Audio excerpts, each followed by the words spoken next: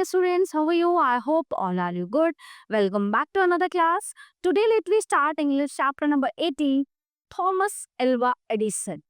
Thomas Alva Edison was born on 11 February 1847 at Milan, Ohio in the USA.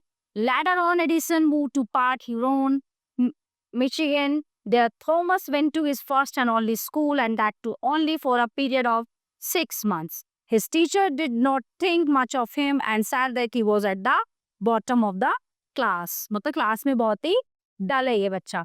But his mother knew that he was very intelligent and always ready to experiment.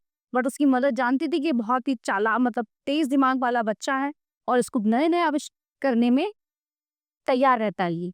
At the age of 8, he had set up his first laboratory and started making experiments. He was fond of reading and taught himself a great deal by reading all the books he could get hold of.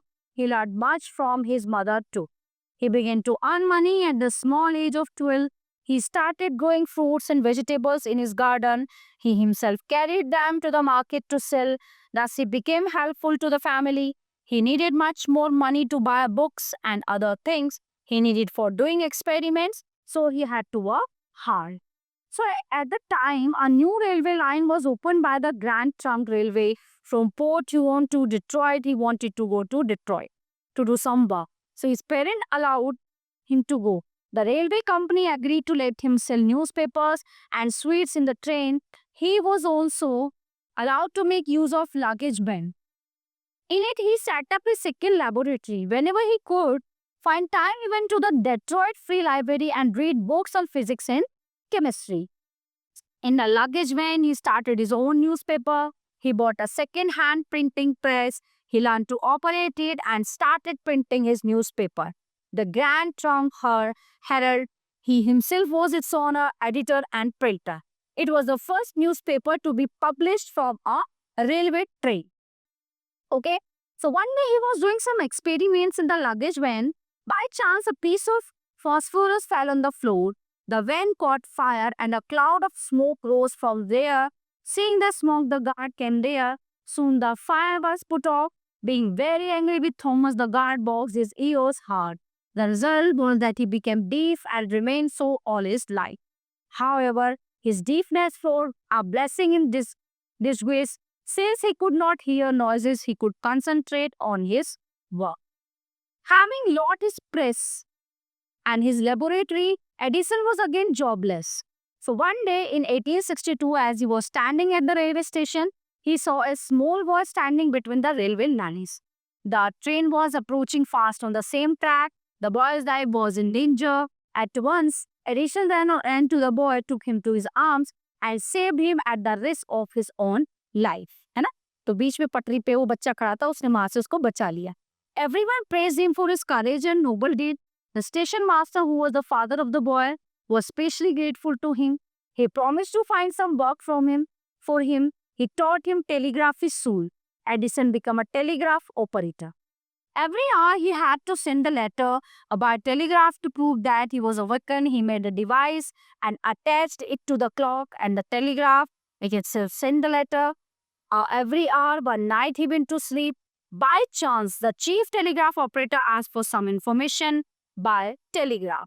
So when he got no reply, he came to Edison's table.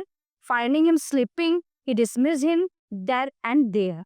Thus, Edison's first invention cost him his job, and he got a job in Boston, only to be dismissed from there before long. He lost many jobs, but it was not because he was lazy. In fact, he worked very hard, but he spent a lot of time experimenting in order to find out new things. है ना, तरह तरह के experiment करता था तो नई नई चीजें खोज करने की वजह से उसकी जॉब चली जाती थी. So his employers felt that he wasted his time and they dismissed him. Only one of his employers, Mr. Millikan, believed that Edison really had new ideas. He helped him in every way he could, and soon Edison invented something very useful. One way of sending messages is to send them by wire. This is called telegraphy. In those days, only one message could be sent at a time along a wire. Edison worked hard in order to make it possible to send more than one message at the same time, and he got success in 1868. The following year, Edison went to New York in search of work. After some time, he got a job in a good company. While working there, he improved a machine for sending messages. He showed his new device to General Lefferts, the president of the company. He hoped that he would be able to sell it for about $4,000 to his surprise. So General Lefferts, who was sure that the new machine was very useful, offered him $40,000 for it. This was the beginning of lucky days for him. In 1876, he bought a piece of land in the village of Menlo Park, New Jersey, and set up a big laboratory. He employed many assistants. He was a good employer and very hard worker himself and made other work hard also.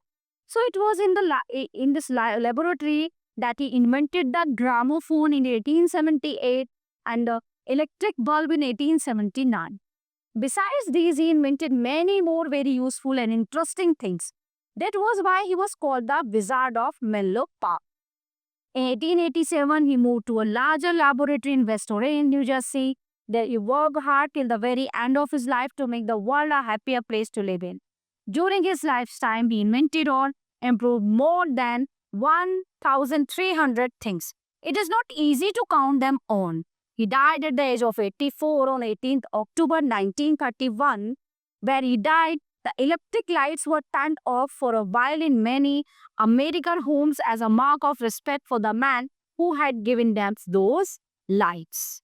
Okay, so everyone, this chapter is in here. I hope you all are very well understand full chapter. So we will meet to the next class. Thank you everyone.